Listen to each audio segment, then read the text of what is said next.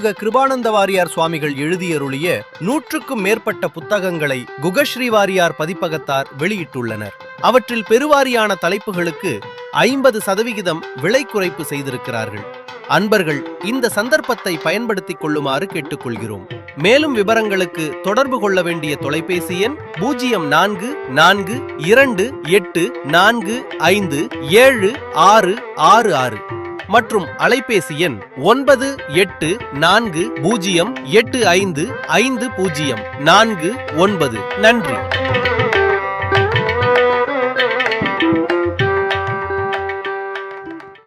முத்துக்கள் தோன்றுவது பாண்டி நாடு. பாண்டி நாடு முத்துடை. அந்த பாண்டி நாட்டிலே மதுரை மாநகரத்துக்கு 12 மைல் திருவாதவூர் வாயுதேவன் பூசித்த தலம். எப்பவுமே பெரியவர்கள் இருக்கிற தலங்களெல்லாம் வளமையாயிருக்கு. வளரும் வாழையும் மஞ்சளும் இஞ்சியும், வளரும் வாழையும் மஞ்சளும் இஞ்சியும் இடைவிடாது நெருங்கிய மங்கள மகிமை மாநகர் செந்திலில் வந்தருள். மகிமை மாநகர் செந்திலில் வந்தருள் பெருமாளே.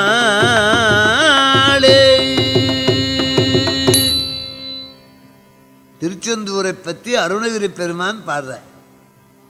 வளரும் வாழையும் மஞ்சளும் இஞ்சியும், நதிகளிலே சிறந்தது காவேரி, ராகங்களிலே சிறந்தது சாவேரி.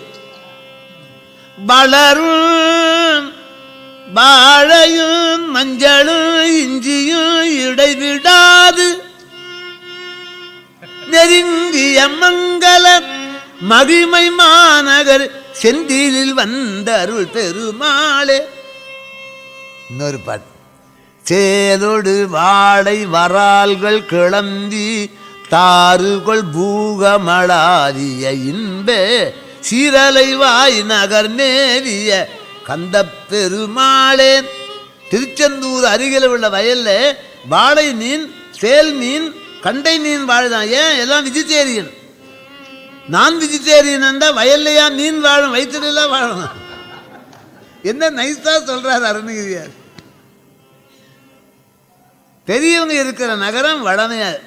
ஆயவளம் பதியதனில் வாயுதேவன் வழிபட்ட தலம் திருவாதவூர். அங்கேதான் சுவாமிகள் அமாத்திய பிராமண மரபிலே பிறந்த. எல்லாம் ஜென்மாந்தர தொடர். ஒருத்தருக்கு கல்வி வருவது, பக்தி வருவது, ஒழுக்கம் வருவதெல்லாம் போன ஜென்மத்து பிறகு. இந்த ஜென்மத்திலே நான் முருகப்பெருமானை வழிபடுகிறேன்னா மறுபிறப்பிலே முருகனைத்தான் வழிபடு, வேற ஒரு தெய்வத்தை வழிபடு. அதுதானே தொடர்ந்து வரும். அதான ஒருமைக்கண் தான் கற்ற கல்வி ஒருவருக்கு எழுமையும் ஏமாப்புடை. அப்படி திருவாதவூரில் பிறந்த அவர் சகல கலையும் கற்று உணர்ந்தார். அறிவுக்கு என்ன இலக்கணம்? அடக்கமாக இருப்பார். ரொம்ப பெரியவங்கெல்லாம் அடக்கமாக இருப்பார். நான் ரொம்ப படிச்சு விட்டோம்ன்ற எண்ணமே வர. கற்றது கைமண்ணளவு கல்லாது உலகம். உத்த கலமடந்தை ஓதுகிறார். நாம் என்ன படிச்சு விட்டோம்? எவ்வளவோ படிக்க வேண்டியது. ஆகவே ரொம்ப அடக்கமாக இருக்கிறார் வாதவூர். இனிதான் அவர் மாணிக்க வாசகர் என்ற பெயரை அடைகிறார். அப்போது மதுரை மாநகரத்தை அரிமர்தன பாண்டியன் அரசு புரிய. அரினா சிம்மம், சிம்மத்தை அடக்குவான். அவனுக்கு மாணிக்க வாசகருடைய அருமை பெருமை தெரிந்து மற்ற மந்திரிகளை அனுப்பி அவரை ராஜ மரியாதையாக அழைச்சி அவரை வணங்கி அவர் மீது சாதரா போற்றி பழங்கள் கொடுத்து இருக்குமாறு செய்து, நீங்கள் அறிவின் சிகரம்னு எனக்கு தெரியும், நீங்கள் இங்கே இருந்து முதலமைச்சராக இருந்து பதவியேற்று எனக்கு பதவியிலிருந்து உதவி செய்யும். முதலமைச்சர். ஆமாம், இந்த பதவி ஏற்றுக்கொண்டால் 3 வேளையும் மீனாட்சி அம்மையாரை சேவிக்கலாம். 3 வேளையும் சொக்கலிங்க பெருமானை சேவிக்கலாம். இனி மக்களுக்கும் பதவி இருந்தால் உதவி செய்யலாம். ஆகவே நடப்பதெல்லாம் ஈசன் செயல். என் செயலில் என்ன நடக்கும்? ஈசன் செயலாலே அத்தனை நடைபெறுது. அதனாலே பாண்டியன் சொல்வதை ஏற்றுக்கொண்டார். பதவி மோகம் அல்ல, மக்களுக்கு உதவி செய்யும். 3 வேளையும் திருக்கோயிலுக்கு போவார். ஞானம் பொழியும் தன்முகிலே, ஞானம் பொழியும் தன்முகிலே, நாதன் கடந்த பரவெளியில் நடிக்கும் பெருமான் மகிழ்மானே, நடிக்கும் நான் நடிக்கும் பெருமான் மகிழ்மானே, நாடும் அடியார் தமக்கு என்றும் தானம் பொழியும் தனி முதலே, தனியா மனத்தை தடுத்த நிறை தவத்தோர் காணும் தயாபரியேன், கர்த்தழைக்கும் கருணை தடாதகையேன், கானம் பொழியும் இசைமயனேன், கருணை பூத்த கற்பகத்தின் கனியே, என் கவலை கடல் கடத்தும் கண்ணாரமுதேன், களி துளும்ப பானம் பொழியும் மதுரை வளர் மயிலே வருக வருகவே, மறைகள் பரவும் அங்கையற்கண் மணியே வருக வருகவேன். மாணிக்க வாசகர் முதலமைச்சர் 3 வேளையும் ஆலயம் போய் சுவாமியை வணங்கும். அப்போது சதுரங்க சேனை ரத கஜ துரக பதார். துரகம்னா குதிரை, சதுரங்க படையில குதிரை. அது நோய்வாய்ப்பற்றும் கிழத்தனமாயும் பல குதிரைகள் இறந்து விட்டது. அப்போ தளவாடம் குறையுது. முதலமைச்சரே, நீங்கள் கஜானாவில் இருக்கிற பணத்தை கொண்டு போய் துறைமுகத்திலே நல்ல குதிரையாக வாங்கி எண்ணி கொடுக்குற. நீங்கள் அப்படி கொண்டு போன பணத்தை கோயில் கட்டின. கடத்தேங்காய் எடுத்து வழிபிள்ளையார் உடைக்கலாமா? மன்னவன் குதிரை வாங்க கொடுத்த பணத்தை இவர் மன்னவனுடைய அனுமதி இல்லாமல் எப்படி கோயில் கட்டலாம்? நம்ம தம்பிகள் காப்பாங்கல்ல, தமிழ்நாட்டில் இருக்கிற தம்பிகள். என்ன ஐயா, உங்கள் மாணிக்க வாசகர் மகாராஜா குதிரை வாங்கி ஆசிரியர் கொடுத்த பணத்தை கோயில் கட்டணும். இந்த பாவம் புண்ணியம் என்பது செய்கையில் இல்லை, எண்ணத்தில். இன்னும் ஒரு முறைச்சுவேன், பாவம் புண்ணியம் என்பது செய்கையில் இல்லை, எண்ணத்தில். உதாரணம், நான் ஒரு நாள் ராத்திரி 10 மணிக்கு ஒரு படம் பார்த்துட்டு எங்கள் ஊருக்கு போயிங்க. எனக்கு முந்தி ஒரு கணவனும் மனைவியும் போகிறாங்க படம் பார்த்து. அந்த கணவன் கதிர் போல இருக்கிறான், அந்த பெண்ணு குதிர் போல இருக்கிறான். ஒரு 100 பவுன் நகை. இந்த நகையை கண்டவுடனே எனக்கு பேராசை. இடை, இந்த சான்ஸு நமக்கு கிடைக்காது. நான் பின்னால் குண்டாந்தடியை கொண்டாந்து ஒரு மண்டையில் அடித்து அந்த பையன் சுருண்டு விழுந்துட்டான். அந்த அம்மா மேலே அணிகலங்கள் எல்லாம் கவர்ந்து கொண்டு திரும்பி டவுனுக்கு வந்து பஸ் ஏறி போகல. அங்கே ஒரு காவல்துறை அதிகாரி வர. யாருன்னார்? சொந்த நகைன்னு. அவர் யாருன்னு கேட்குறாரு. நான் சொந்த நகை. தாத்தெல்லி அடித்தா ரத்தக்கரை. அவன் செத்து கிடக்கிறான். அந்த பெண்ணு தின்னிங்கிறது. எனக்கு மறுநாள் எல்லா பேப்பரும் எனக்கு கிருபானந்த வாரி கொலைக்காரம். ஒரு ஆளை கொண்டு விட்டார், மகா பாப் சண்டாளன். எல்லா ரொம்ப பாவம். இனி நான் படம் பார்த்துட்டு போகிறேன். முந்தி சொன்னாது எனக்கு முந்தி ஒரு கணவன் மனைவியும் போகிறார். அங்கே யாரோ ஒரு 10 ரவுடிகள் சுற்றி நின்றுக்குனாங்க. எனக்கு ஆஞ்சநேயர் உபாசனை. ஆஞ்சநேயர் ரொம்ப பெரியவர் இல்லையா?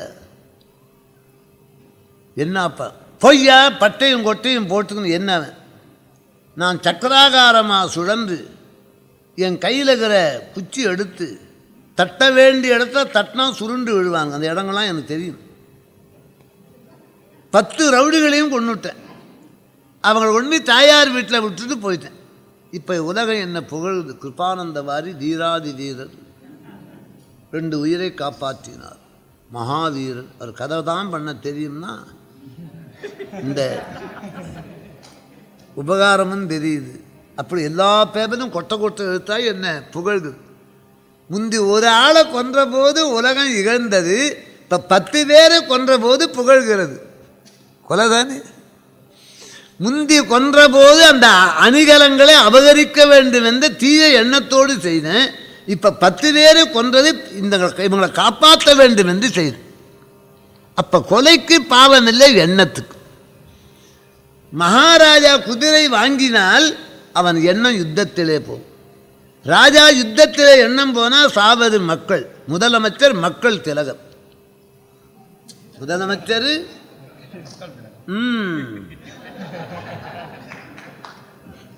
மக்கள் திலகம். அப்ப மன்னவனை நல்வழிப்படுத்தும். இவர் பங்களா கட்டிக்கல, அவர் சொந்தத்துக்கு இல்லை. அத்தனை வனமும் அரண் திருப்பணி. அங்கே அரண்மனை, இங்கே அரண்மனை, அத்தனையும் ஆலய திருப்பணி. அவன் மனசை மாறும். இதை சொல்லிட்டு செய்யக்கூடாதான்னு ஒரு கேள்வி. சில சமயத்தில் சொன்னால் ஏறாது, சொல்ல வேண்டிய சமயத்தில் தான் சொல்லணும். அப்போ அத்தனை வனத்தையும் சிவாலய திருப்பணி. அவர் கட்டின கோயில் இன்னும் இது திருப்பதி இன்னும் 1700 ஆண்டுகள் ஆயிடுச்சு. அவர் குதிரை வாங்கியிருந்தால் 30 வருஷம் இருந்தது. குதிரைக்கு ஆயுசு 30. யுத்தம் வந்திருந்தால் அன்னைக்கே செத்து இருக்கும். யுத்தம் வராமல் இருந்தால் 30 ஆண்டு இருக்கும்.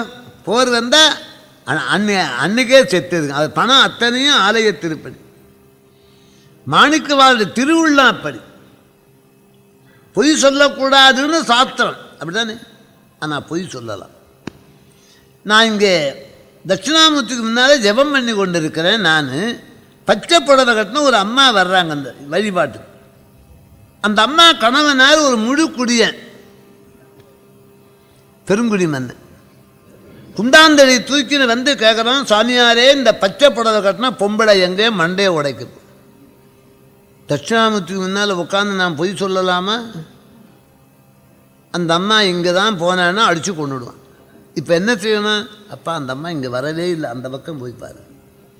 பொய் சொல்லி அந்த அம்மையாரை காப்பா. வேதத்திலே சத்தியம்பதா வேதம் சொல்லுது. ஆனால் சத்தியத்தை அந்த இடத்திலே தள்ள வேண்டும். சத்தியம்பதா. தந்தை சொல் மிக்க மந்திரம் இல்லை. சரிதானே? கடவுள் இல்லைன்னா இரண்யே உண்டுன்னார் பிரகலாத். அப்பா சொல்லை தட்டி அவர் ஆழ்வாரில் ஒத்துறாங்க. அப்போ பிரகலாத ஆழ்வார் தகப்பனார் வார்த்தையை தள்ளினாரே, அது பாவம் அல்ல, புண்ணியம். அப்படி மன்னவனுடைய செல்வத்தை எல்லாம் அறவழியில் செலுத்துகிறார் அமைச்சர். இடிப்பாறை எல்லாம் ஏமராமன்னன் கெடுப்பாரிலான். வனத்திற்கு வணக்கத்துக்குரிய முதலமைச்சர். மன்னவன் போக்கு யுத்தத்திலே போகிறது. ஒரு அம்மா ஒப்பாரி பாட்டு கற்றுக்குனா இது எப்போ பாடுறதுன்னு எண்ணுவேன். யாராவது போனால் தானே பாடணும். ஒருத்தரும் போகலையே, அதுதானே தோணும். நல்லா சிந்தனை வேணுங்க. அப்போ குதிரை வாங்கினா யுத்தத்திலே நாட்டம் போகும். மன்னவன் யுத்தத்திலே நாட்டம் போனால் மாழ்வது மக்கள். மக்கள் பிரதிநிதியாக உள்ளவர் அமைச்சர். அதனாலே ஒன்று. இது பாண்டி நாட்டு முதலமைச்சர்.